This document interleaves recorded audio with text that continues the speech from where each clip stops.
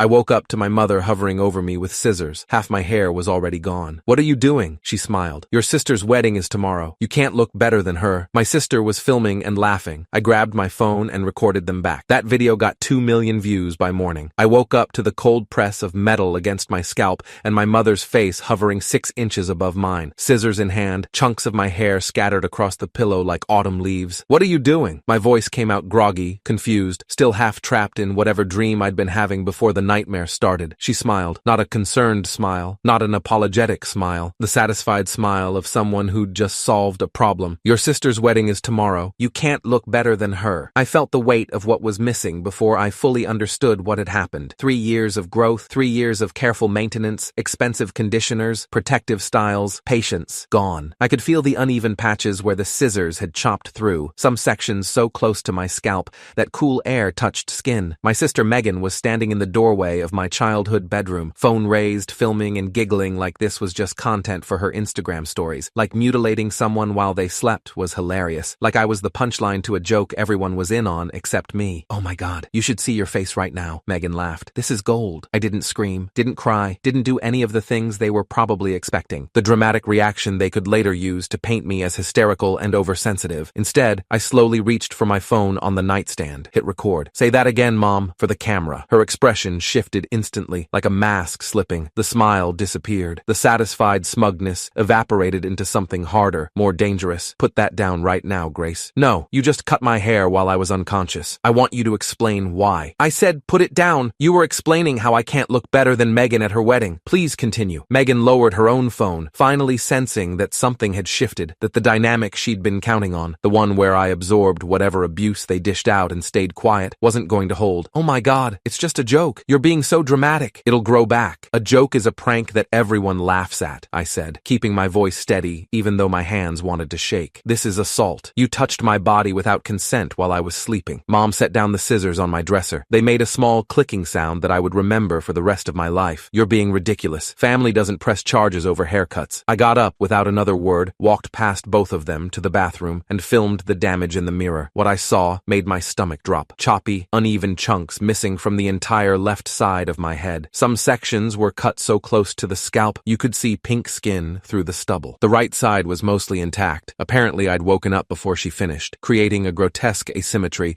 that looked like someone had attacked me with garden shears. Because someone had. I filmed it all. The patches, the length differences, the spots where she'd gotten so close she'd nicked my scalp, tiny beads of blood visible in the bathroom light. I filmed my own face, the shock, the betrayal, the anger I was barely containing. Then I went back to my room, packed my bag in silence while they watched, and walked out of my parents' house at 2:47 a.m. without saying a word. I never went back. I'm Grace Chen, 24 years old, and I'd been the family disappointment since I was old enough to be compared to my sister. Megan was 2 years older, and from the moment I was born, I existed in her shadow. She was the beautiful one. That's what our mother always said, like it was an objective fact rather than a devastating choice. Megan had our mother's features, her bone structure, her effortless grace. I looked more like our father's side of the family, which apparently made me less valuable in our mother's eyes. Growing up, the comparisons were constant and cruel. Megan got the better clothes, the better bedroom, the better opportunities. When she wanted dance lessons, Mom drove her to classes 3 times a week. When I wanted to learn piano, Mom said it was too expensive, even though Megan's dance tuition was twice as much. "Megan has a gift," Mom would explain. "You're more practical." Practical, the consolation prize adjective. By high school, I'd learned to make myself small, to dress down, to avoid situations where I might accidentally draw attention away from Megan, to exist in the margins of our family photo,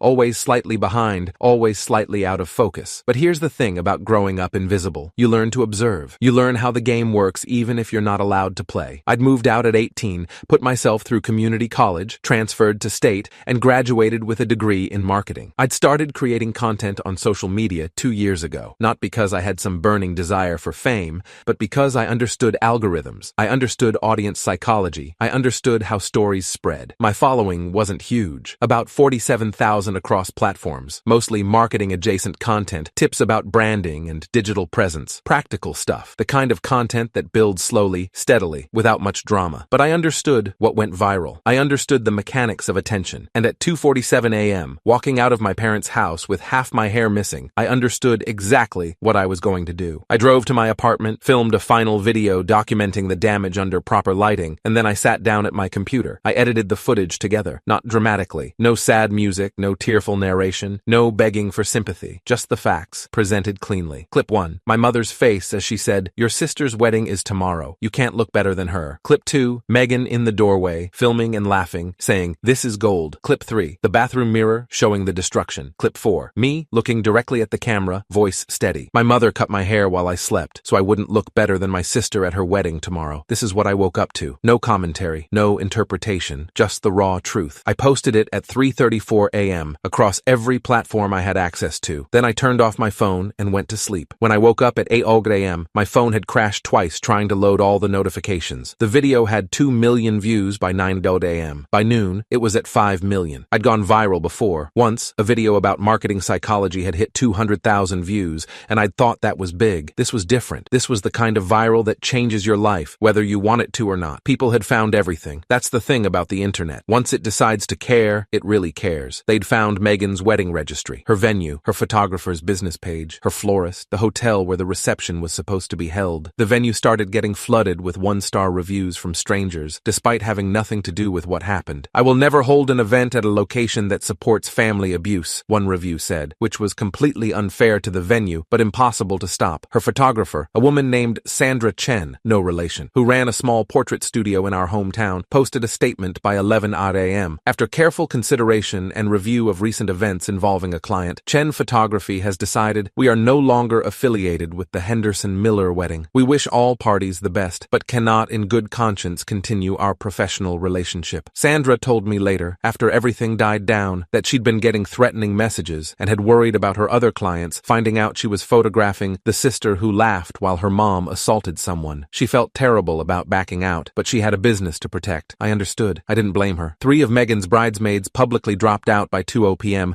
posting screenshots of their group chat where Megan had been laughing about my video and calling me pathetic and attention-seeking. "We thought it was a joke when she told us about cutting Grace's hair," one of them wrote. "Now we've seen the video. We can't support this." The internet had decided Megan was the villain. And once the internet decides something, there's no putting that genie back in the bottle. Mom called me 17 times that morning. I declined every single one. Dad called once at 1:23 p.m. I answered. "Grace," his voice was tired, strained. "Your mother is hysterical. Megan's wedding is falling apart. Half the guests have canceled. The venue is threatening to pull out. Are you happy now? Is this what you wanted? Dad, did you see what she did to me?" Silence. "Did you even watch the video? Did you see what I looked like?" More silence. I could hear him breathing, hear the sounds of chaos in the background. Mom crying, someone else talking rapidly. "I saw it," he finally said, "but she's your mother, and tomorrow is your sister's big day. Couldn't you have handled this privately? Did you have to put it on the internet for the whole world to see?" "She filmed it first, Dad. She and Megan were both filming it. They were going to post it themselves. They were laughing about it being content. They just didn't expect me to beat them to it." "That's different." "How? How is it different? When they film me being humiliated, it's funny. When I show people what they did to me, it's sabotage." He didn't have an answer for that. "I'm your daughter too," I said, and I hated how my voice cracked on the words. "I'm your daughter too, and you've never once protected me from them. Not once in 24 years. He hung up. I sat there for a long time, holding my phone, wondering why I'd expected anything different. Megan finally texted me around 3 p.m. "You ruined the most important day of my life. I hope you're proud of yourself. You've always been jealous of me, and now you've finally shown everyone what kind of person you really are. I will never forgive you for this." I read it 3 times. The audacity of it, the complete lack of self-awareness. She'd watched our mother assault me in my sleep, laughed about it, filmed it for entertainment, and I was the villain. I typed back, "You were laughing while Mom assaulted me in my sleep. I just let people see who you really are. That's not revenge. That's just the truth." She didn't respond. The wedding still happened. I learned about it afterward, pieced together from relatives who attended and strangers who'd somehow gotten inside information and posted about it online. 12 guests showed up instead of the expected 87. The venue had canceled at midnight, citing security concerns after someone posted the address online and made vague threats. My parents had scrambled to move everything to their backyard, setting up folding chairs and a borrowed canopy at 6 a.m. No professional photographer, no DJ, no caterer. They'd canceled too, afraid of the association. A cousin filmed the ceremony on his iPhone. The food was whatever my mother could throw together from the grocery store at the last minute. The biggest drama happened at the altar. Tyler Miller, Megan's fiancé, now husband, apparently had no idea any of this had happened until guests started canceling, and his phone started blowing up with messages from friends asking if he knew what his future wife had done. He confronted her right there, in front of the remaining guests, asking if the video was real. She admitted it was. My cousin Jamie told me later that Tyler Tyler just stood there for a long moment, processing, that you could see him calculating something behind his eyes, that everyone expected him to walk away. He didn't. They still got married. But Jamie said he was pretty quiet through the whole reception, barely looked at Megan, left early, claiming a headache. I think about that sometimes. About what kind of person marries someone 2 hours after learning they helped assault their sister, about whether he decided the sunk costs were too high, or whether he genuinely didn't care, or whether he was in shock and just going through the motions. I guess I'll never know. I spent that Saturday at the nicest salon in the city, a place I'd never been able to afford before, but which had reached out through Instagram offering me a free appointment. The stylist's name was Michelle Tran, 23 years in the business, owner of Tran's Studio, semi-famous for working with local celebrities and social media influencers. She'd seen my video like everyone else and had DM'd me at 7 a.m. "I'm so sorry this happened to you. Please come in today. I'll fix it for free. You deserve to feel beautiful." When she saw my hair in person,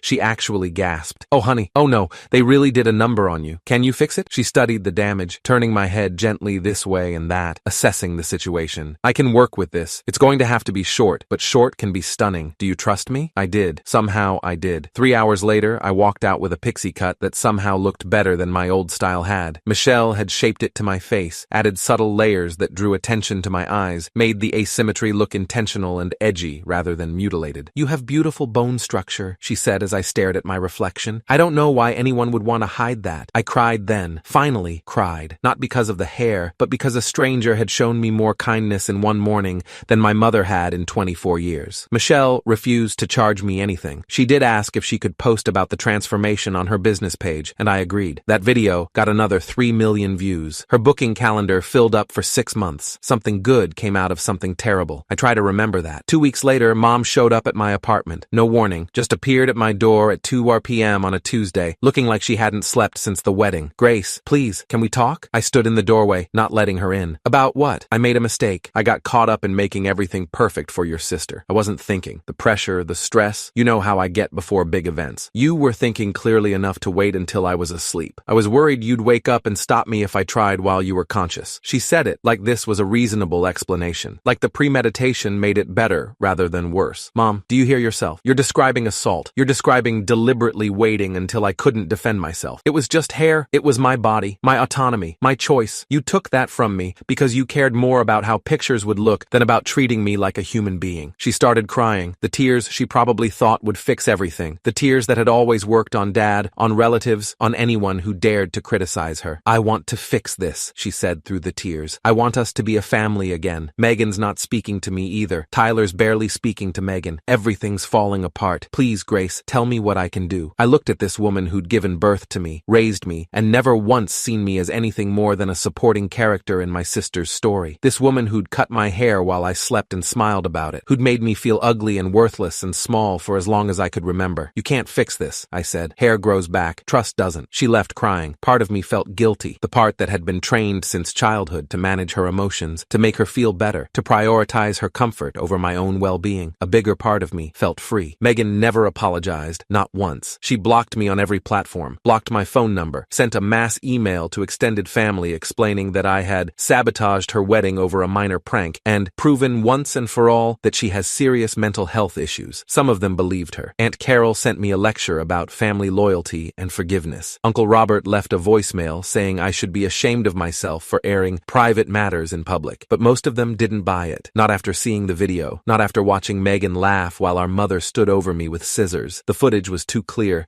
too damning, too impossible to spin. "That woman cut your hair while you slept," my grandmother said when she called. She was 83 years old, didn't understand social media, had only seen the video because someone had shown it to her on their phone. "I raised your mother better than that, or I thought I did." She apologized on behalf of the family. It meant something. Dad sends me texts sometimes. Weather updates, sports scores, a photo of the garden every spring. Never mentions Mom or Megan. Never asks about my life or acknowledges what happened. I think that's his version of choosing a side without admitting it. He can't bring himself to defend me publicly, but he also can't pretend I don't exist. So he sends weather updates, and I respond with generic pleasantries, and we both pretend this is a normal father-daughter relationship. It's not, but it's something. The video hit 11 million views before I eventually took it down. I didn't need it anymore. Everyone who needed to see it had seen it. The story had been told. Taking it down wasn't about protecting anyone, not Mom, not Megan, but about reclaiming my own narrative. I didn't want to be the girl whose mother cut her hair forever. I wanted to be Grace again. Just Grace. My following had grown grown to over 400,000 across platforms. I'd been approached by lawyers about a potential assault case. I'd gotten interview requests from national news outlets. I'd even been offered a book deal, a story about surviving family narcissism, the publisher called it. I turned most of it down, not because I was ashamed, but because I didn't want to build my life around my worst moment. I'd shared the truth because the truth deserved to be shared. That was enough. I did take on a few consulting clients who found me through the viral moment. Brands and creators who wanted advice on crisis management, on authenticity, on what to do when something unexpected blows up your life. That felt right. Taking something terrible and turning it into something useful. My hair grew back, slowly. It's past my shoulders again now, 3 years later. Sometimes I think about cutting it short again. Michelle's pixie cut really did suit me, but something stops me every time. I think I'm still growing. Sometimes people ask if I regret posting the video, if I feel bad about what happened to the wedding, if I wish I'd handled things privately. I don't. Not even a little bit. Here's what I've learned. When someone records you at your most vulnerable and laughs about it, they're counting on your silence. They're counting on the social contract that says family matters stay private, that image matters more than truth, that victims should absorb their abuse quietly to avoid making things awkward. I broke that contract. I showed people exactly who my mother and sister were, in their own words, in their own actions. That's not revenge. That's just the truth finding its audience. And sometimes the truth is loud. Sometimes the truth hurts. Sometimes the truth brings down a wedding. But the truth is still the truth. Last Christmas, I got a card from Tyler, Megan's husband. Just a card, nothing else, with a short handwritten note inside. Grace, I should have walked away that day. I know that now. I stayed because I was overwhelmed and I thought I was in too deep. That was wrong. I'm sorry I didn't stand up for you. I'm sorry I married someone who could do what she did and laugh about it. I'm in the process of filing for divorce. You were brave. I wasn't. I should have been. Tyler. I read it several times. I don't know why he sent it. Maybe he needed absolution. Maybe he needed to tell someone. Maybe he'd just finally realized what he'd married into and was looking for witnesses to his escape. I didn't respond. I didn't need to. His journey was his own. But I kept the card, filed it away with the screenshots and the documentation and all the other evidence of what my family was capable of, not because I'm planning anything, just because I've learned that the truth, once captured, becomes armor, and I don't intend to be unprotected again. My mother cut my hair while I slept because she was afraid I'd look better than my sister. She was right to be afraid, not because of how I looked, that never mattered as much as she thought it did, but because I'd spent 24 years learning who they really were, learning how to be quiet and observant and patient, learning that sometimes the best response to cruelty isn't to fight back in the moment, but to record it, document it, and let the truth speak for itself. They thought I was the weak one, the practical one, the one who would absorb whatever they dished out and keep coming back for more. They were wrong. I didn't need to destroy them. I didn't need revenge or legal action or any of the dramatic confrontations people always expect. I just needed to show the world exactly who they were. The rest took care of itself.